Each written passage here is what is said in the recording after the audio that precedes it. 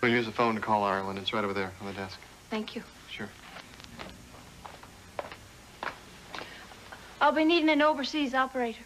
No, you just have to press 0. No! No, I mean, you don't have to use the operator.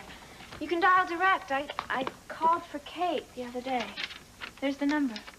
Aye. This is Malcolm's number. Listen, I'm gonna go do those dishes in the sink. It's a nice night out. Why don't we go outside? Are you kidding? We'll freeze. I think I'll join you. Right. Gotta go help Patty in the kitchen.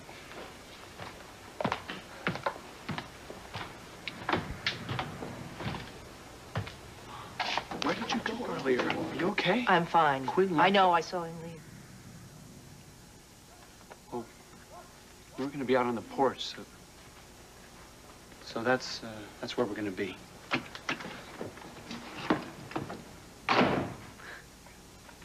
There's no need to be crying, girl. I tell you, I'm fine. Now, let me speak with Malcolm. He's not there. Well, where is he? Well, surely someone must know. Is Ophi still there, then? Well, let me speak to her.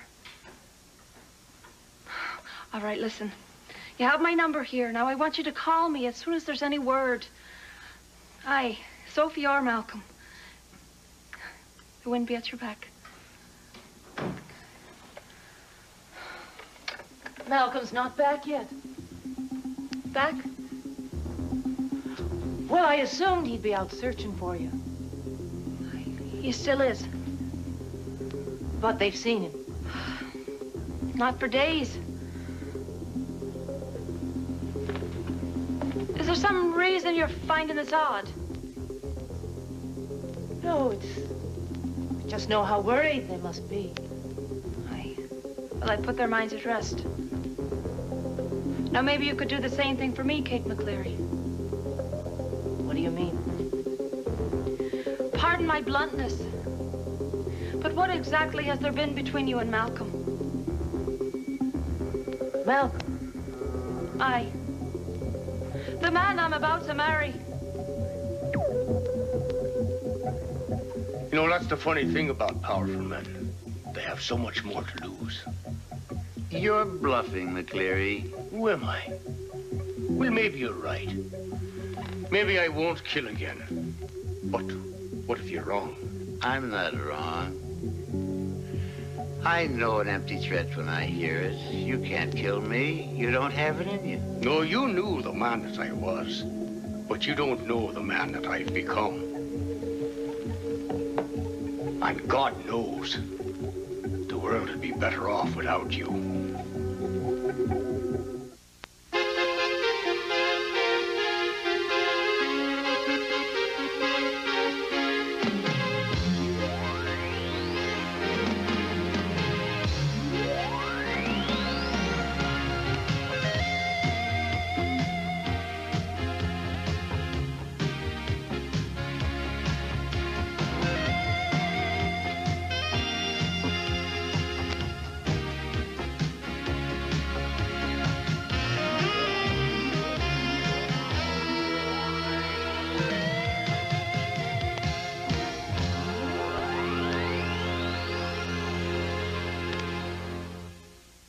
Search for Tomorrow is sponsored by April Fresh Downy, the fabric softener that gives your wash that skin-loving Downy softness and airy April freshness your whole family loves. Jerry, you shouldn't be looking in there like that. I just wanted to see if Kat was off the phone yet. Is she? Yeah, but now it seems like she and your mom are into a really heavy discussion. That makes sense. Why's that? Well, it's been a pretty heavy day.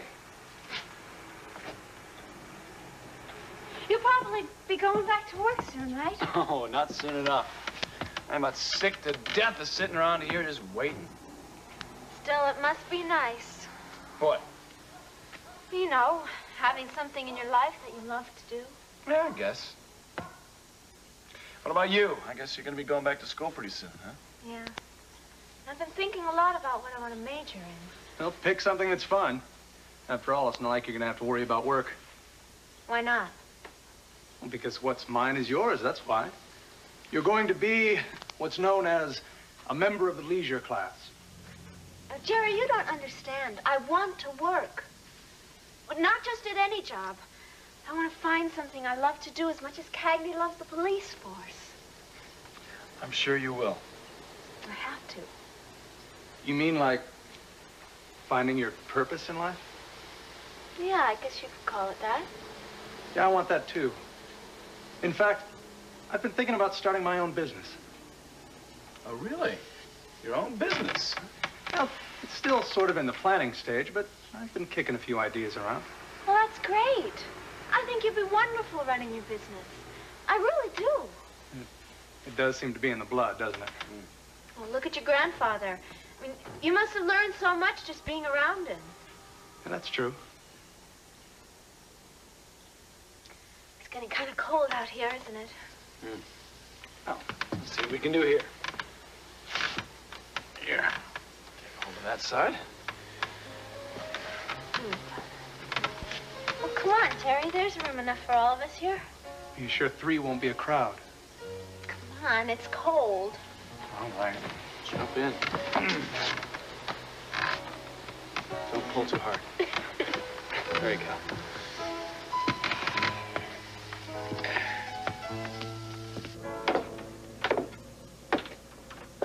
Hello? Hi. You look like you're stuck between a rock and a hard place. How'd you know? Same way I knew you were down here. You know, it's strange. On one hand, I'm glad that there was no body, that it wasn't true. Yeah, on the other hand, where does that leave Quinn? Exactly. I just can't accept the fact that he was so far gone that he was seeing things. So much for our time away from home, huh? What do you mean? I mean, here we are, right in the thick of it. Every time we think we've got things solved, there's more decisions to make. Hogan, what do you think about my job with the judge?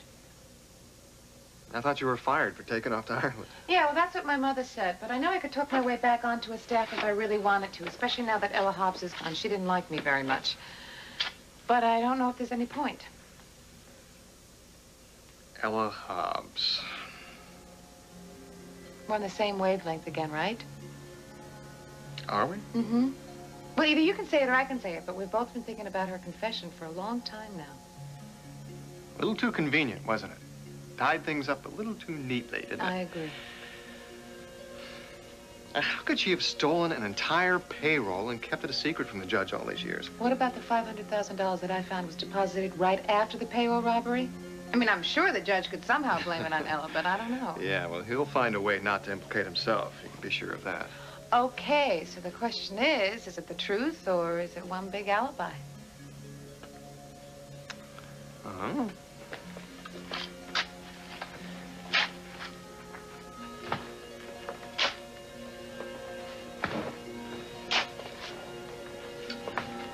I don't understand. What are you saying? Quinn thinks that you and Malcolm had an affair. Oh. No. Actually, it was more than that. He thinks you are the love of his life. Yes, I know. Is it true, then? No. There was never anything between me and Malcolm McCleary. The only man I have ever loved in my life was Malcolm's brother, Matt. Tis rude I've been, and I'm sorry. But I had to know. Isn't very helpful, though, is it? What you mean? It's my turn to be blunt. Do you truly love Malcolm? Of course I do. How could you even ask that? Because I'm not really sure why you're here. I think you should be asking your son that. Well, it's one thing if you're really kidnapped from I was kidnapped. How can you be doubting that? No. But when you arrived, you said that you had come of your own free will. 'Tis a puzzle, to be sure. But you didn't see the girl that was dragged kicking and screaming to the boat. Yes, well, what changed her then? during the trip, I became convinced that Quinn had reasons for bringing me here. How? Because he told you that your fiancé was in love with me, that he was a murderer. I had to know one way or the other. But why? Why what? Why believe Quinn? Are you in love with my son? I was kidnapped at the altar. That is the only reason that Malcolm and I are married right now. With my son, aren't I am you? going to marry Malcolm. I'm going back to Ireland and marry him as soon as I can.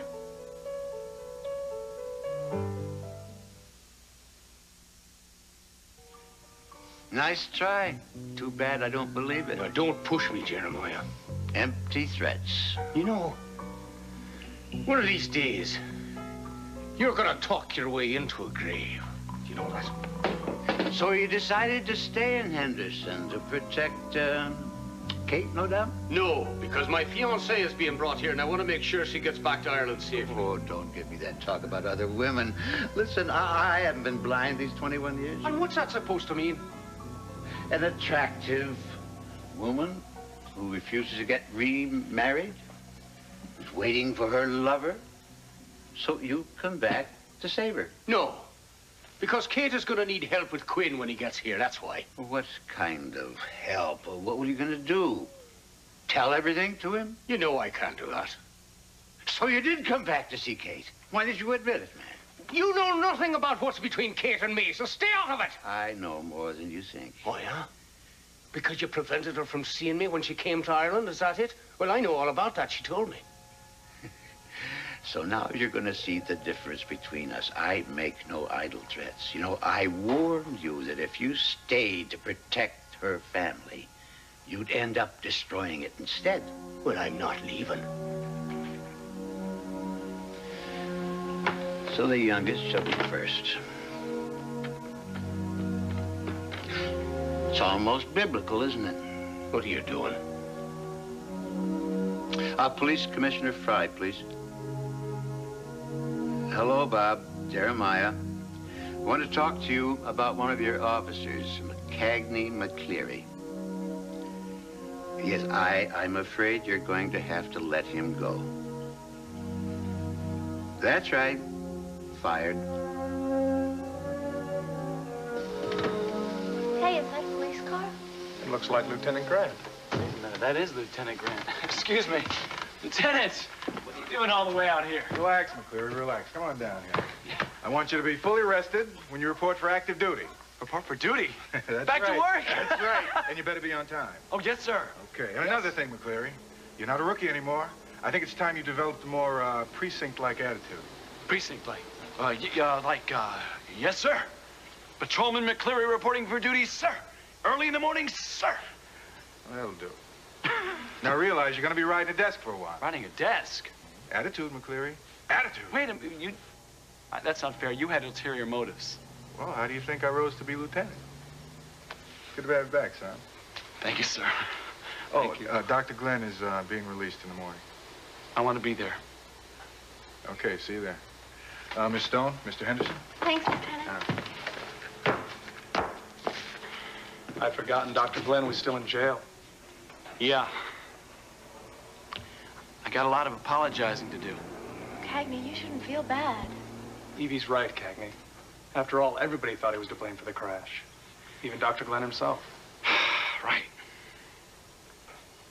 But I wouldn't be standing here if he hadn't put himself on the line for me. I just wish that Susie had another chance, too. You're gonna make the best of your second chance, Cagney. I know you are. You're a terrific cop. You're the best daddy Jonah could ever have. If I continue to be the best daddy in the world, that'll never make up for what Jonah's lost.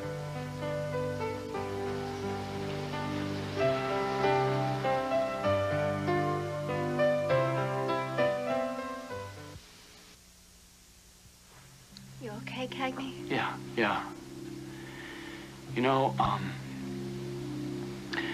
on one level, losing Susie is something that I'm gonna have to deal with the rest of my life.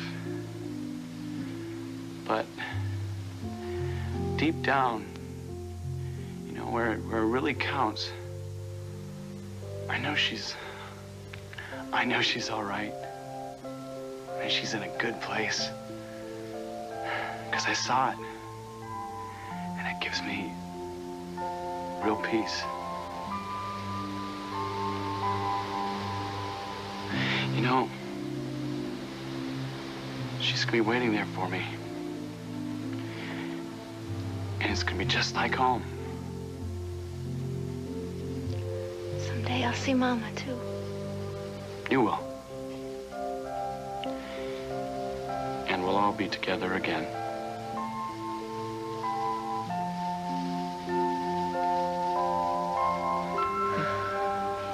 Just look at them. Begging your pardon. My son, Evie, Jerry, and you. You're all so young. Life is still so new. You must be very tired. I'll not say no.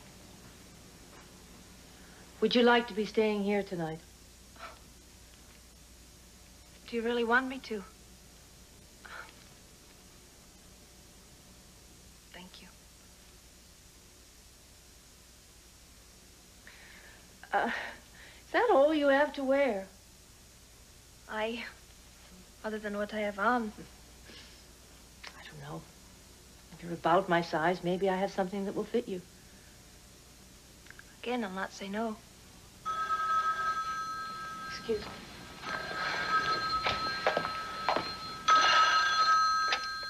Hello. I'm sorry I can't hear you. Oh, yes, she's here. Just a moment, please. It's for you, from Ireland. Hello, Sophie. Sophie, where are you? Where's Malcolm? I have not been told. He's gone. Gone to America. Oh, he's coming for me then. How are you, lass? Oh, well, don't worry, I'm well. Or at least as well as can be expected after all that's happened.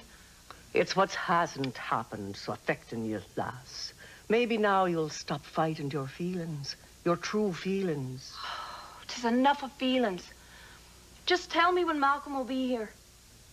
What makes you so sure that he's not there already? Well, it can't be. Well, I mean, I've not seen him. Oh, Kat, there's many things in your life you've not seen, and many things you've seen but you've not understood. When will you stop prattling on with your riddles? I'd say about the time you stop fighting and start listening to your heart. 'Twill be soon now, Kat. The cards never lie.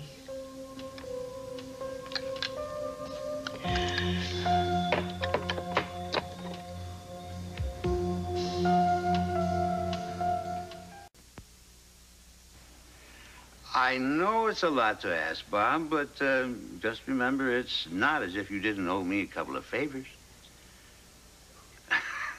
Well, I'm glad you see it that way. Then Cagney McCleary's off the force. Oh, well, all right, then within a week.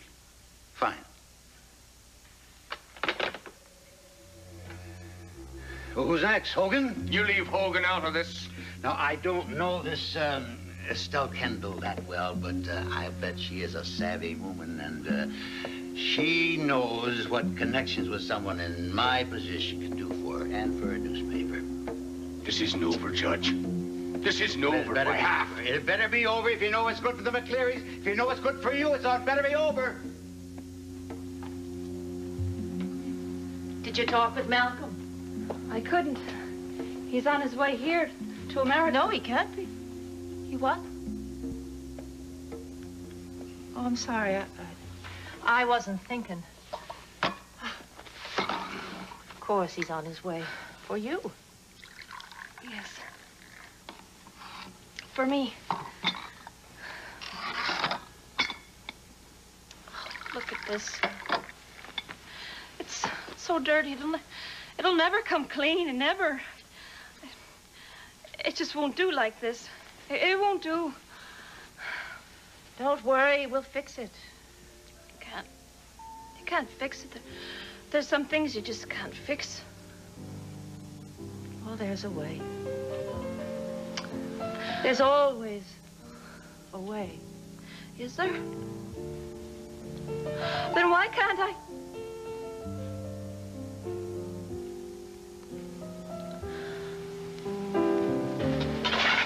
So, should I quit my job with the judge? I mean, formally quit? Well, I never wanted you to work for that guy in the first place. Besides, I miss you at the newspaper. I bet the staff misses you too, Mr. Editor. Tell me about it. I stopped by the office earlier today, and I couldn't even find my desk through all the paperwork. Yeah, well, welcome to the real world. Listen, no matter what happens, nothing's coming between us. Not this time. We've come too far. You know what you could use right now? We could use right now? What? Some fur blankets and a fire. In the shadow of a storm? You ready to go home? Where's home? Wherever we hang our shillelaghs. Is that any relationship to a mistletoe? I don't know, maybe, if we're lucky.